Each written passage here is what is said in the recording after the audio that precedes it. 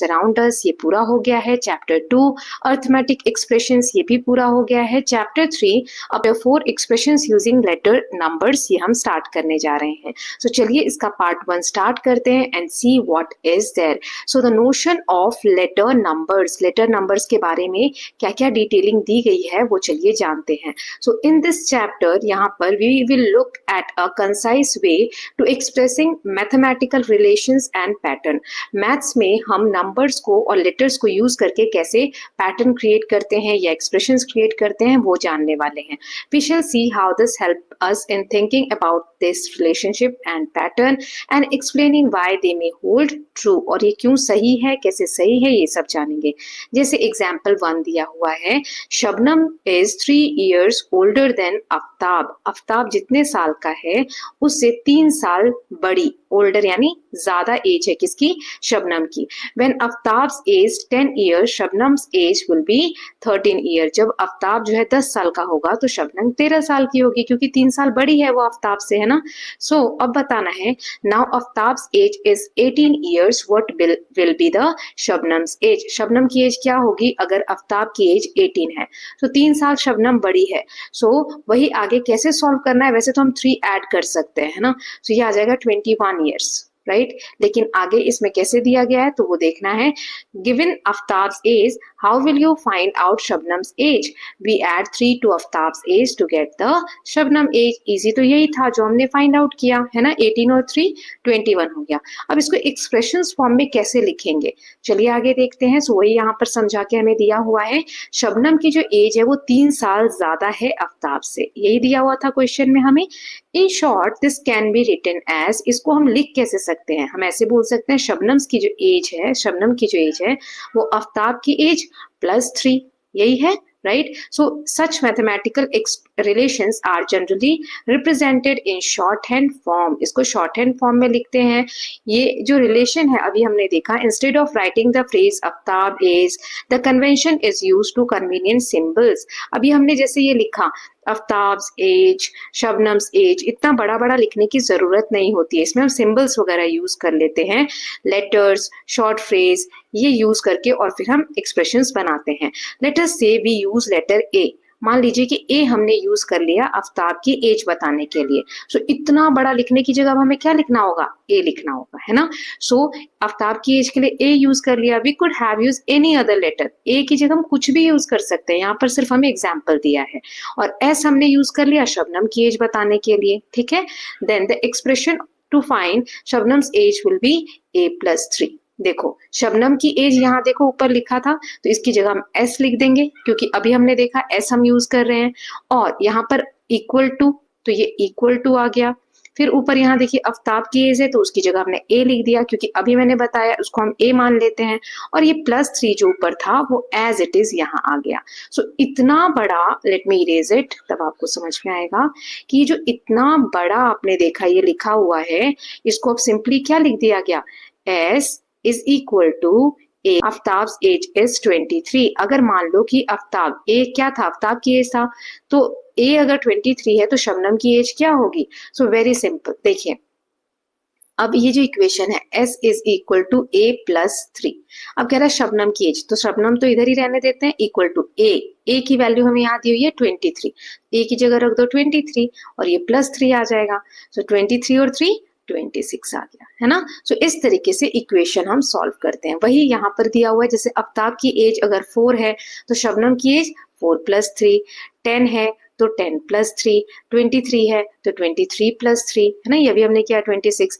ऐसे ही जो आफ्ताब की एज होगी वही उसमें हम 3 ऐड कर देंगे तो शबनम की एज आ जाएगी, है ना। सो आफ्ताब की एज अगर हमने ए ले ली तो शबनम की एज क्या हो जाएगी, A+3, जो कि यहाँ हमको दिया हुआ है ना। ये आफ्ताब की एज अगर ए है तो शबनम की एज आ जाएगी A+3। ओके, चलिए अब आगे देखते हैं। सो नेक्स्ट दिया हुआ है जो मैंने आपको अभी बताया है ना, कि शबनम की एज क्या हो जाएगी A+3। अब ये हमने देख लिया। देन व्हाट इज शबनम से एज, ये भी मैंने कैलकुलेट कर लिया। वही यहाँ दिया हुआ है कि ए की जगह हम 23 रख देंगे, है ना, और उसमें 3 ऐड कर देंगे तो 26 ईयर्स आ जाएगा। अभी हमारा आंसर आया। Letters such as A, S that are used to represent numbers are called letter numbers. जिन नंबर्स को यूज या रिप्रेजेंट करने के लिए हम लेटर्स का यूज कर रहे हैं, जैसे ए यूज किया, एस यूज किया, इनको हम क्या कहते हैं? लेटर नंबर्स कहते हैं, right? Now mathematical expression containing letter numbers such as expression a+3 are called algebraic expressions, जिसमें हम लेटर के साथ साथ नंबर्स यूज कर रहे हैं, उसे हम अलजेब्रिक एक्सप्रेशंस कहते हैं। ओके, नाउ यहाँ दिया है given the age of Shabnam write the expression to find Aftab's age. अब अगर शबनम की एज दी गई है जो हमें अभी बताई गई थी, तो आफ्ताब की एज फाइंड आउट करनी हो तो क्या होगी? देखो, हमने कहा कि शबनम जो है 3 साल बड़ी है, तो आफ्ताब जो है वो क्या होगा? 3 साल छोटा होगा शबनम से। सो आफ्ताब की एज क्या हो जाएगी? शबनम की एज -3, है ना? जब शबनम की एज निकाल रहे थे तो आफ्ताब की एज में हम +3 कर रहे थे, राइट? अब आफ्ताब की एज निकालेंगे तो शबनम की एज में से 3 माइनस कर देंगे तो आंसर आ जाएगा, है ना? सो ए हमने आफ्ताब की एज डिनोट करने के लिए लिया। अगर मान लीजिए, इसको मैं यहाँ से इरेज कर देती हूँ, तो यहाँ पर आफ्ताब की एज की जगह हम क्या लिख देंगे? ए। शबनम की एज की जगह एस और -3, है ना? सो इक्वेशन क्या बन जाएगी? A is equal to S -3, right? Here, meaning 3 less than s. Okay, so use this expression to find Aftab's age if Shabnam age is 20. अगर शबनम की एज 20 है तो आफ्ताब की एज क्या होगी? तो आफ्ताब की एज होती है शबनम की एज -3। शबनम की एज हमें 20 दी है तो 20 - 3 यानी कि 17 ईयर्स। ओके, 20 में से 3 गया तो 17 आ जाएगा, तो 17 ईयर्स होगी आफ्ताब की एज। ओके, नाउ नेक्स्ट देख लेते हैं। अब देख, सेकेंड एग्जाम्पल यहाँ पे दिया हुआ है। सो पार्थिव इज मेकिंग मैचस्टिक पैटर्न। माचिस की तिल्ली से पार्थिव जो एक पैटर्न क्रिएट कर रहा है, नीचे आप देख सकते हैं वो एल बना रहा है इस तरीके से, ऐसे और ऐसे, दो तिल्लियों से, ठीक है? और हर बार दो तिल्ली को ऐसे रखते जा रहा है, तो यहाँ पर एक एल एक्स्ट्रा ऐड हो रहा है ना? ये मैं इरेज कर रही हूँ। चलिए अब आगे देखते हैं। Each L has 2 matchsticks as shown in figure 4.2. हर एक इमेज यानी एक L क्रिएट करने के लिए जो L आपको दिख रहा है, इसमें 2 माचिस की तिल्ली लगी है ना? यही अभी मैंने आपको बताया। Now, how many matchsticks are needed to make 5L? 5L अगर बनाने हैं ऐसे तो कितने चाहिए? तो 5 × 2। 7 बनाने हैं तो 7 × 2। 45 बनाने हैं तो 45 × 2, है ना? तो इसमें भी एक पैटर्न बन रहा है। Now what is the relationship between else and the number of stick? L को हम बना रहे हैं तो एक एल बनाने में क्या रिलेशन है मैच स्टिक्स का? कितनी मैच स्टिक्स बन रही है, ठीक है? तो ये कैसे हम करेंगे, अब इसमें आगे देखते हैं। So first let us try और डिस्क्राइब द रिलेशनशिप और द पैटर्न हियर। एक एल बनाने में 2 मैच स्टिक चाहिए, so the number of match sticks needed will be 2 times of the L. यहाँ पे एल इंटू 2 कर रहे थे हम, क्योंकि एल क्या है? एक एल बनाने में 2 तिल्ली चाहिए और 2, ठीक? तो ये जितने एल बनाएंगे उसको हम 2 से मल्टीप्लाई कर देंगे तो आंसर आ जाएगा। इसी को यहाँ पर ऐसे लिखा हुआ है, number of matchstick is equal to 2 × number of L, है ना? जितने एल बनाने हैं उसको 2 से मल्टीप्लाई कर दो। So now we can use any letter to denote the number of L. ये जो एल है इसमें हम कोई भी लेटर यूज कर सकते हैं, A B C D N, कुछ भी, है ना? लेट्स यूज एन, यहाँ पर एन यूज किया है तो अलजेब्रिक एक्सप्रेशंस जो है वो क्या बन जाएगा? किसी भी नंबर के एल को बनाने के लिए, मतलब 8 बनाने हैं तो ऐसे लिखेंगे 2 × n। अब n की जगह जो जैसे 2 × n है, अब मैं आपसे बोलूं 8 ऐसे एल बनाने हैं, 8 बनाने हैं तो कितनी तिल्लियां लगेंगी? तो 2 × 8। अगर मैं बोलूं 10 बनाने हैं एल तो 2 × 10, है ना?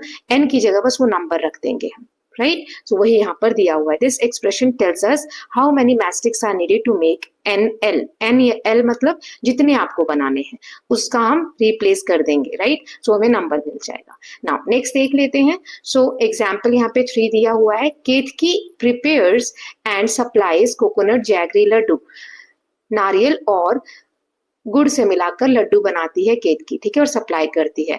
The price of coconut, coconut यानी नारियल का प्राइस है 35 रुपीज और 1 kg जैगरी यानी गुड़ का प्राइस है 60 rupees. Okay, now how much should she pay if she buys 10 coconuts? अगर वो 10 नारियल खरीदती है और 5 kg जैगरी खरीदती है तो कितना उसको प्राइस पे करना पड़ेगा? सिंपल है, 10 कोकोनट है यानी 10 × 35, क्योंकि एक कोकोनट का प्राइस यहाँ 35 है तो 10 का कितना हो जाएगा? 10 × 35। ऐसे ही 5 kg जैगरी का क्या हो जाएगा? 5 × 60। क्यों? 1 kg जैगरी का 60 रुपीज है तो 5 kg का 5 से मल्टीप्लाई कर देंगे, राइट? इसको इरेज करने दीजिए। I hope it is clear.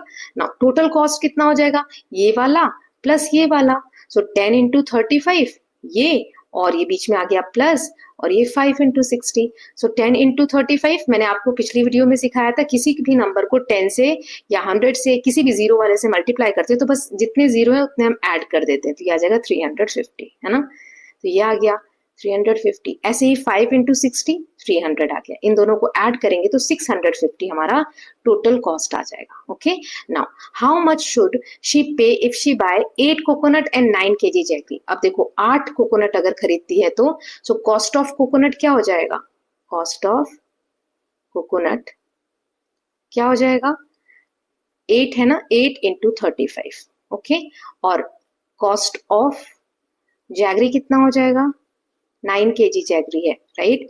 So 9 into 60, है ना। तो दोनों का हम कैसे निकालेंगे total cost, total cost is equal to 8 into 35 plus 9 into 60।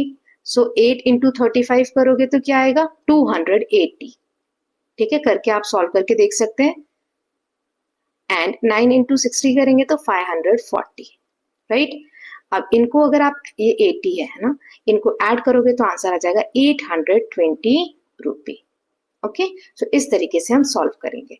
Now next देख लेते हैं, यहाँ का है write an algebraic expression to find the total amount to be paid given number of coconuts and quantity of jaggery. अब हमें इस तरीके से फिल करना है टेबल को जैसे अभी हमने सॉल्व किया। सो कोकोनट का क्या हो जाएगा, जितने कोकोनट खरीदे जा रहे हैं उसको हम 35 से मल्टीप्लाई कर देंगे। तो कोकोनट को यहाँ पे सी ले लिया, यानी सी इंटू 35। 10 बोलेंगे तो 10 इंटू 35, सी की जगह 10 लिख देंगे। 8 कोकोनट्स बोलेंगे तो 8 इंटू 35, सी की जगह हम 8 लिख देंगे, है ना। तो सी की जगह हमें नंबर चेंज करते जाना। और जैगरी के लिए जितने केजी जैगरी होगा उसमें 60 का मल्टीप्लाई करेंगे। तो यहाँ जे ले लिया हमने, जे की जगह जितने केजी है, जैसे 9 है तो 9 इंटू 60, 5 है तो 5 इंटू 60, राइट। सो वही यहाँ का है कि सी जो है वो नंबर ऑफ कोकोनट के लिए यूज हो रहा है और जे जो है वो केजीज ऑफ जैगरी के लिए यूज हो रहा है। सो टोटल अमाउंट निकालना है तो कॉस्ट ऑफ कोकोनट और कॉस्ट ऑफ जैगरी इनको हम ऐड कर देंगे, राइट। इसको हम कैसे लिख सकते हैं, कॉस्ट ऑफ कोकोनट को सी इंटू 35, ये वाला, है ना, और कॉस्ट ऑफ जैगरी को जे इंटू 60। बस जे की जगह जितना केजी है और सी की जगह जितने कोकोनट है वो ऐड करते चलना है। चलिए अब आगे देखते हैं। तो ये जो एक्सप्रेशन का फॉर्मूला हमने देखा, इससे कितना टोटल अमाउंट पे करना होगा अगर 7 कोकोनट है और 4 केजी जैगरी है। सो अभी मैंने आपको बताया सी इंटू 35 और J into 60। So very simple, सी हमारा कितना है, यहाँ 7 कोकोनट है तो 7 इंटू 35 प्लस जे कितना है, 4 केजी दिया हुआ है तो 4 इंटू 60, राइट। तो इसको मल्टीप्लाई करेंगे तो 245 आ जाएगा, और 60 को 4 से मल्टीप्लाई करेंगे तो 240 आ जाएगा। तो आंसर आ जाएगा 485 rupees, right. Now let's see the next. Now example यहाँ फिर से दिया है, we are familiar with calculating the perimeters of simple shape, right expressions for perimeter. Perimeter क्या होता है, जैसे ये कोई फिगर है ना, तो इसकी ये वाली साइड 4 सेंटीमीटर है, ये 4 है, ये 2 है, ये 2 है, तो पैरामीटर मतलब इन सबका सम 4 + 2 + 4 + 2, है ना। सो साइड्स के सम को हम बोलते हैं पैरामीटर। सो हमने सिंपल शेप्स के पैरामीटर्स का फॉर्मूला हमने सीखा था।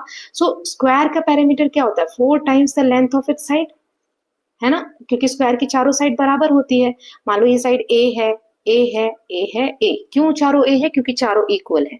तो हम इसको क्या लिख सकते हैं, 4 इंटू ए, है ना। क्यों, क्योंकि चारों साइड बराबर है तो 4 टाइम्स ए हो जाएगा, तो ये पैरामीटर आ जाएगा। अब यहाँ पर ए की जगह इन्होंने ले लिया है क्यू, ठीक, 4 इंटू क्यू। क्यू यहाँ पर एक साइड की लेंथ ले ली, ए लिया है ना मैंने, उसको उन्होंने क्लियर की कैसे किया है उन्होंने। नाउ इसी बेसिस पे क्वेश्चन है, what is the parameter of square with side line 7 centimetre.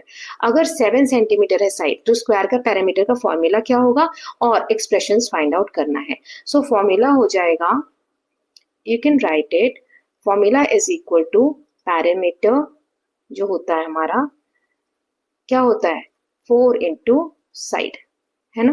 तो अभी हमने ऊपर बनाया 4 इंटू क्यू, या ये जो 4 इंटू क्यू है ना, ये क्यू जो साइन है, वैसे चलिए आगे आने वाला है तो अभी रहने देते हैं। 4 इंटू क्यू यानी 4 इंटू 7, क्योंकि क्यू की वैल्यू यहाँ हमें क्या दी गई है, 7 दी गई है। 4 7 28 सेंटीमीटर पैरामीटर आ जाएगा। ओके, यही हमें फाइंड आउट करना था, राइट। चलिए अब आगे देखते हैं। Figure it out. अब कुछ क्वेश्चंस हैं, एक एक करके देखेंगे। जैसे यहाँ पर हमें पैरामीटर का फॉर्मूला लिखने को दिया है दोनों क्वेश्चन में, इसमें तीनों में। तो चलिए पहले ये तीनों देख लेते हैं। सो फर्स्ट यहाँ दिया हुआ है triangle with all sides equal. Triangle ऐसा होता है और तीनों साइड इसकी इक्वल है, मान लीजिए। तो मैं एस ले लेती हूँ तीनों साइड को, है ना। सो क्या हो जाएगा पैरामीटर, पैरामीटर को मैं पी लिख रही हूँ क्योंकि पैरामीटर ही निकालना है हमें। Perimeter is equal to 3 into side, कि तीनों साइड बराबर है, तो आ जाएगा 3s। एक्सप्रेशन हमें लिख के दिखाना है ना। अब रेगुलर पेंटागन है। पेंटागन क्या होता है, जिसकी 5 साइड होती है ना, साइड लेंथ्स। और रेगुलर कौन से होते हैं, जिनकी सारी साइड्स बराबर होती है। तो इसका पैरामीटर क्या हो जाएगा, 5 इंटू साइड्स, राइट।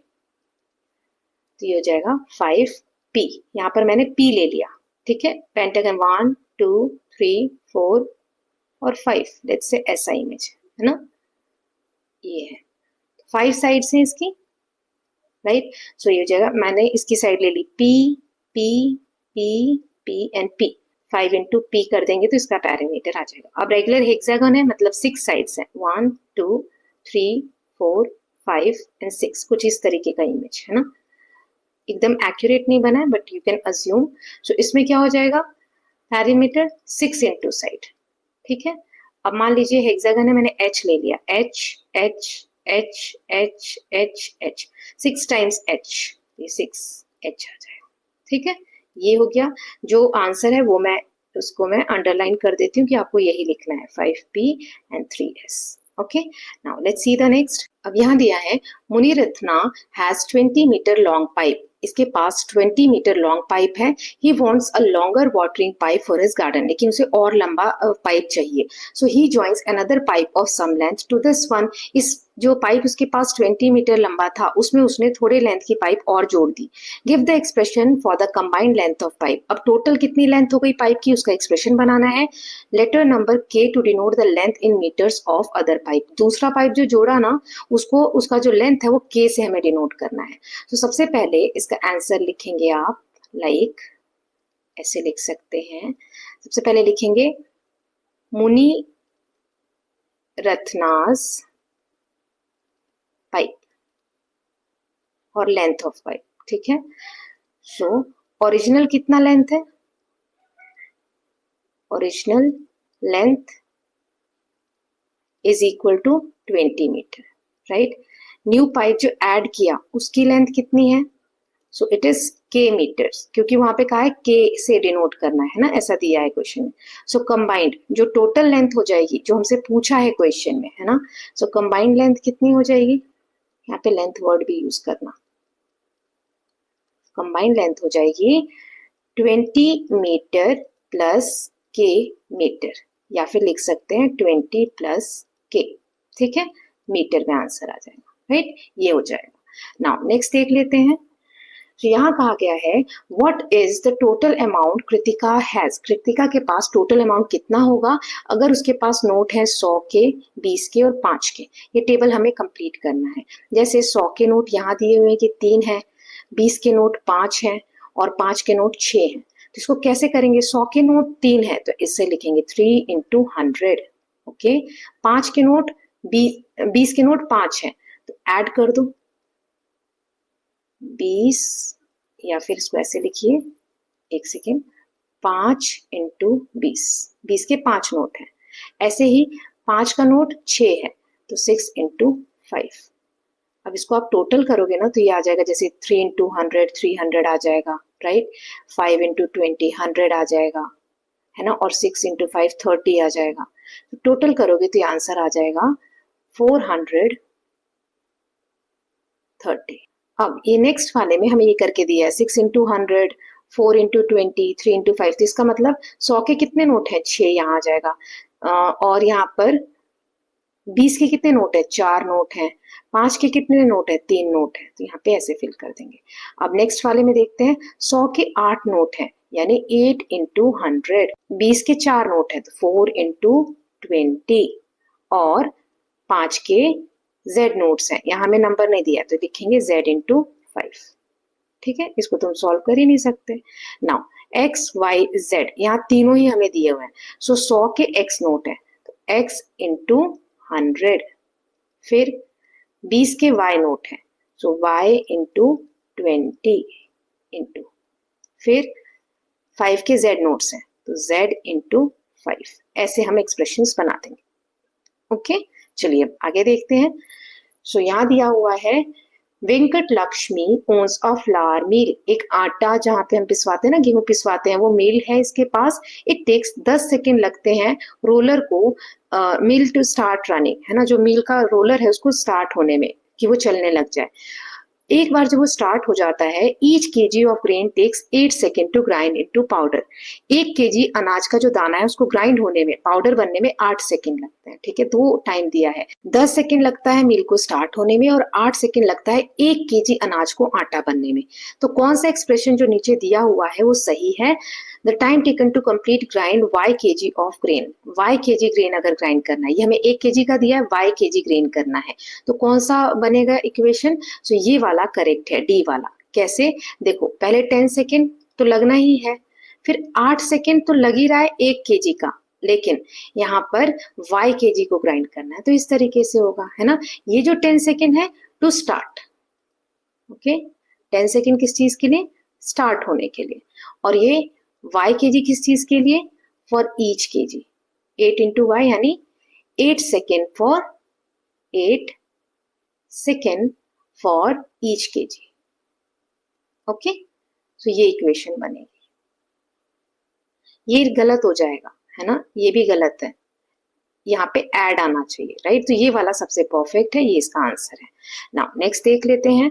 अब हमें यहाँ पर एल्जेब्रिक एक्सप्रेशन लिखना है। लेटर्स अपने हिसाब से आप कुछ भी ले सकते हैं, जैसे 5 मोर देन अ नंबर, कोई एक नंबर है उससे 5 ज्यादा, तो मैंने वो नंबर x ले लिया, तो यानी 5 ज्यादा है x से, तो ऐसे बन जाएगा ये। 4 लेस देन अ नंबर, अब मैंने यहाँ पे नंबर y ले लिया, कोई नंबर है उसमें से 4 लेस यानी 4 कम, तो ऐसा हो जाएगा। 2 less than 13 times a number, तो 13 टाइम्स करो किसी नंबर का, मैंने यहाँ पे नंबर z ले लिया, तो 13 टाइम्स यानी 13 इंटू z। अब इसमें से 2 लेस देन, 2 कम है तो -2, right. 13 less than 2 times a number, अब 2 टाइम्स अ नंबर, तो 2 टाइम्स मतलब होता है मल्टीप्लाई, है ना, यहाँ मैंने x ले लिया, सो 2 टाइम्स x और उसमें से 13 लेस, ये वाला 13 लेस, तो ये आंसर हो जाएगा, है ना, x + 5 y - 4, आप कुछ भी ले सकते हैं लेटर, है ना, यहाँ 13 into z - 2, 2 into x - 13। Okay, now next देख लेते हैं। सो 6th क्वेश्चन है, describe situation corresponding to the following algebraic expression. ये जो हमें दिया हुआ है इसका हमें लेटर्स में मतलब वर्ड्स में हमें क्वेश्चन बनाना है। सो 8 × x और 3 × y, ऐसा कुछ लिखा हुआ है, तो इसको आप लिख सकते हैं, क्वेश्चन बना सकते हैं। जैसे a का मैं बना रही हूँ पहले, a person buys X pen 8 rupees each, rupees 8 each, okay, and Y pencils ₹3 each। ठीक है, ये क्वेश्चन हो जाएगा, इस तरीके से फाइंड आउट करेंगे। अब ये वाला, इसको कैसे निकालेंगे? बी, हम ऐसे एक बना सकते हैं question, a game 15 points 15 points पर विन। एक बार अगर आप जीतते हैं, किस एक गेम है उसमें, तो आपको 15 पॉइंट्स मिलते हैं, जो कि जे है, जे विंस, है ना। पर विन को हमने यहाँ जे लिया हुआ है, ये दिया हुआ है क्वेश्चन में। और 2 points आर लॉस्ट पर लॉस, एक बार आप हारते हैं तो इसमें के दिया हुआ है, के लॉस हो जाता है, लॉसेस। ठीक है, तो ये देखिए, अब लॉस है यानी माइनस होगा, इसीलिए यहाँ पर माइनस है, तो इस तरीके से आप क्वेश्चन बना के लिख सकते हैं। ठीक, नाउ नेक्स्ट दिया हुआ है, ये कैलेंडर का मंथ है, कोई सा भी ग्रेड ले लिया, 2 × 3 का, हमें डेट्स देखनी है और किस तरीके से एक्सप्रेशंस बनेंगे, ब्लैंक कॉलम को हमें फिल करना है। If the bottom middle cell is W, देखो इसमें क्या किया गया है, सिंपल सा मैं आपको बताती हूँ। ये देखो, यहाँ से ये 6 डिब्बों को ये बॉक्स बना हुआ है रेड कलर का। अब इसमें लोअर मिडल मतलब नीचे वाली लाइन ये है, इसका लोअर मिडल कौन सा है? 20, तो 20 को क्या ले लिया? W, यहाँ पर ये 20 होना चाहिए। ठीक, अब इसके इधर 20 में से 1 माइनस करेंगे तो क्या आ जाएगा 19, यहाँ 19 है तो इसको क्या लिख सकते हैं W यानी 20 और -1, है ना, यही है।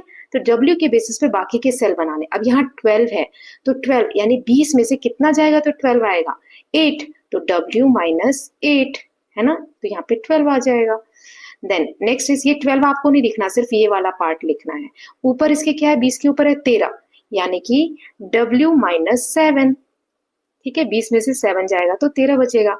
अब यहाँ है 14 यानी कि W -6, राइट, और यहाँ है 21, तो यहाँ 20 है और यहाँ 21 है यानी कि W +1, ठीक है, इस तरीके से इक्वेशन बन जाए। Exercise 4.2 revisiting arithmetic expression. हमने अर्थमेटिक एक्सप्रेशन को सॉल्व करना देखा था, है ना, किस तरीके से पिछले क्वेश्चंस में या पिछले पार्ट में, पिछले चैप्टर्स में हमने देखा था। So many times they could have been read in multiple ways. उसको हम अलग अलग तरीके से पढ़ते हैं लेकिन कंफ्यूजिंग होता है। कभी हमने स्वैप किया जिसमें दो नंबर्स को ऐड किया किसी भी ऑर्डर में, मतलब जैसे 5 + 4 है, इसको हम 4 + 5 भी लिख सकते हैं, है ना, इस तरीके से ग्रुपिंग की, कहीं पर ब्रैकेट लगाया, कुछ किया। थर्ड चैप्टर में ये सब हमने देखा था।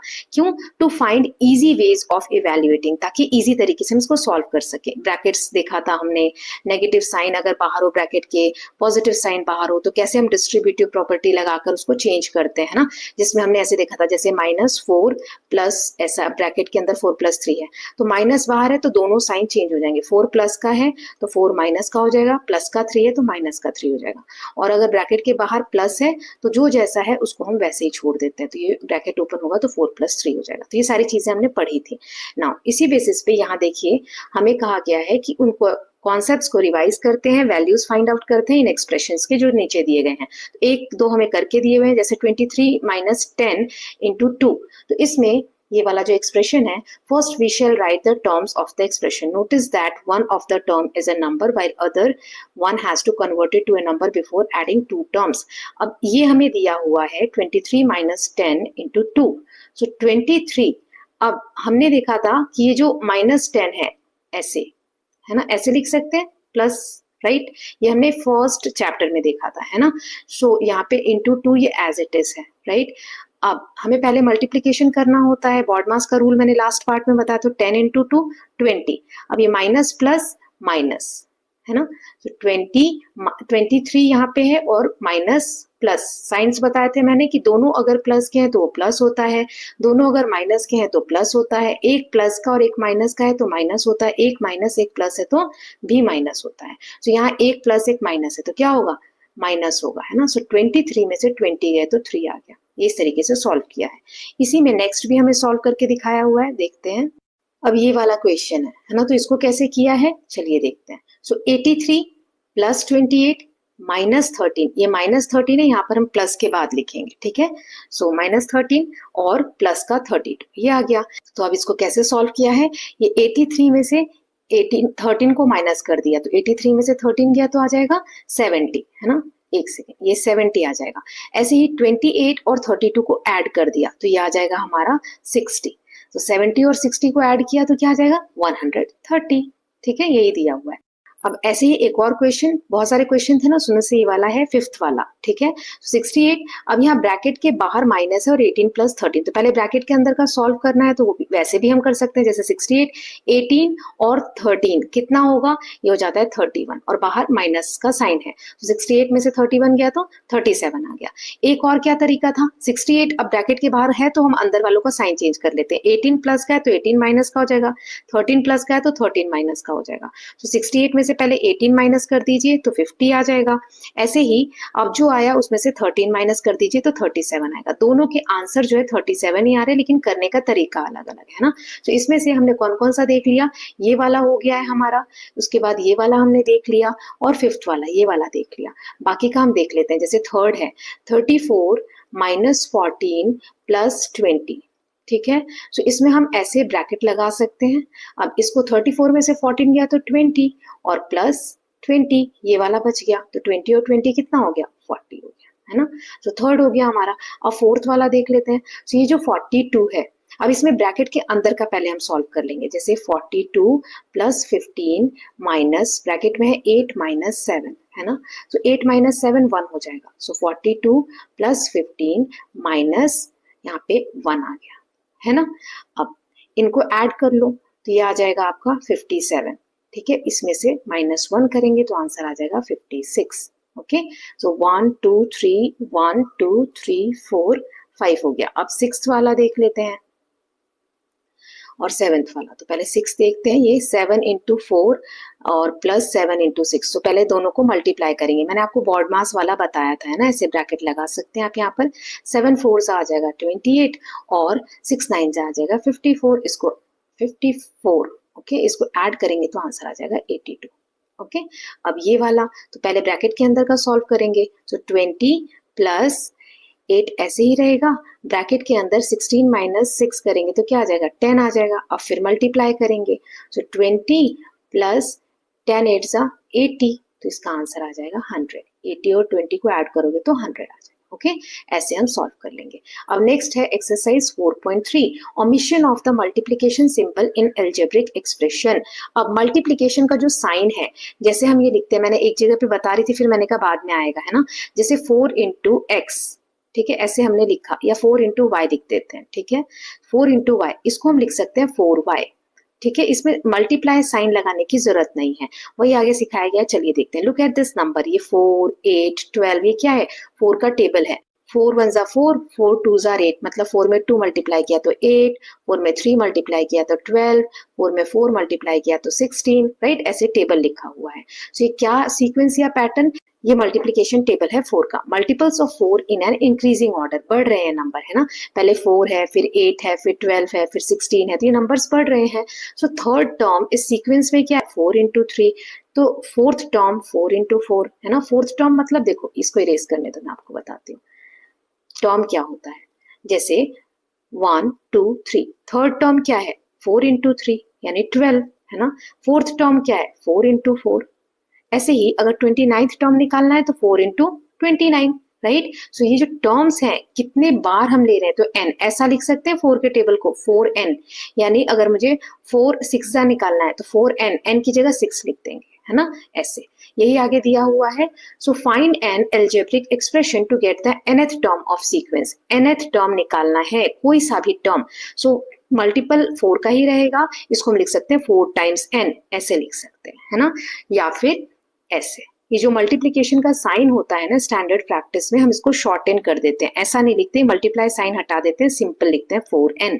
ये जो मल्टीप्लिकेशन का साइन है ये स्किप हो जाता है। Okay, so we write the number first, सबसे पहले नंबर लिखेंगे एंड इसके बाद जो लेटर है n वो लिख देंगे। ओके, सो ये इसी तरीके से होगा, जैसे 7k, है ना, तो k 4 है तो k की जगह क्या आ जाएगा 7 इंटू 4 28, है ना। तो 7 मल्टीप्लाई k ना लिखकर हम क्या लिख देते हैं 7k, right?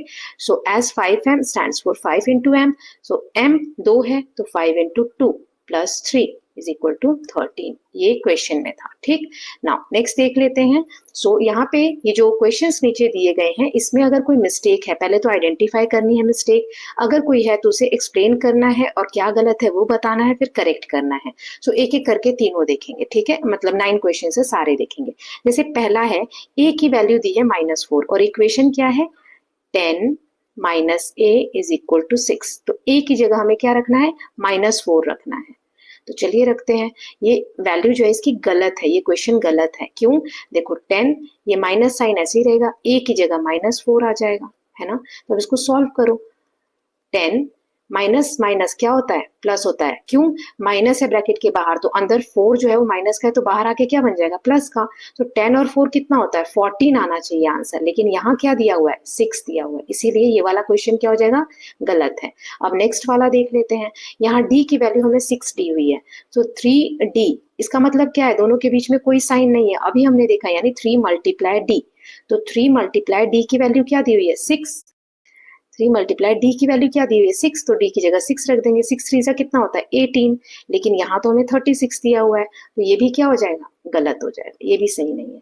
नेक्स्ट वाला देख लेते हैं, ये वाला। तो यहाँ पर s की वैल्यू हमें 7 दी हुई है और इक्वेशन ये है, सो 3s माइनस 2, 3s यानी 3 मल्टीप्लाई s, सो 3 मल्टीप्लाई s कितना है हमारा 7, 7 माइनस 2, सो 3 7 आर 21। पहले माइनस नहीं करेंगे, बॉड मास में मैंने बताया था पहले मल्टीप्लाई होता है ना, ये होता है बॉड मास।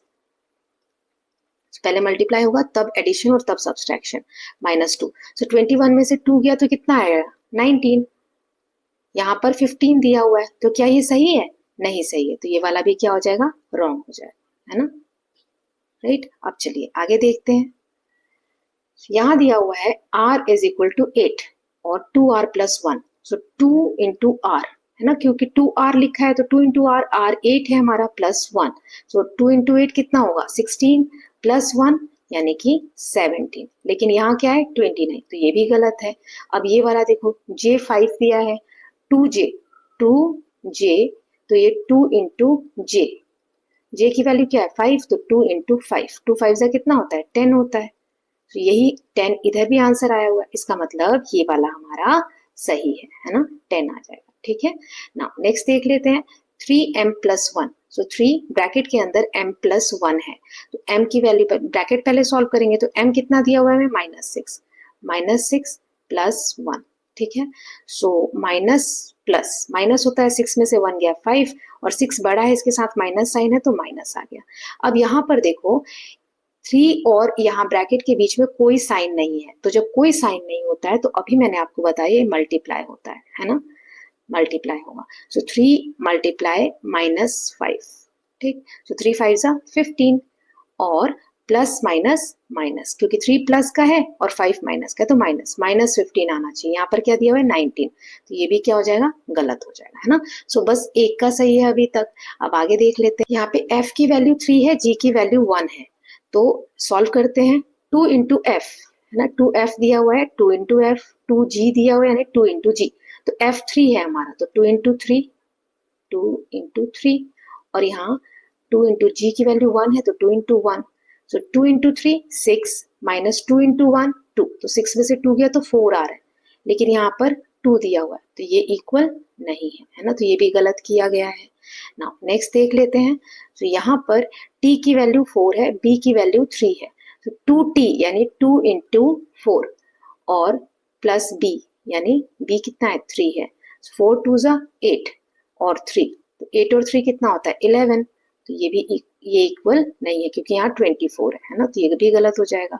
h की वैल्यू 5 और n की वैल्यू 6 है, तो h की जगह 5 रख दो, -3 माइनस n की जगह 6 रख दो, सो 5 माइनस, अब यहाँ पे देखो ब्रैकेट के बाहर माइनस है, साइन चेंज कर देते हैं, 3 प्लस का है तो 3 हो जाएगा माइनस का, -6 माइनस का है तो 6 हो जाएगा प्लस का, ठीक है।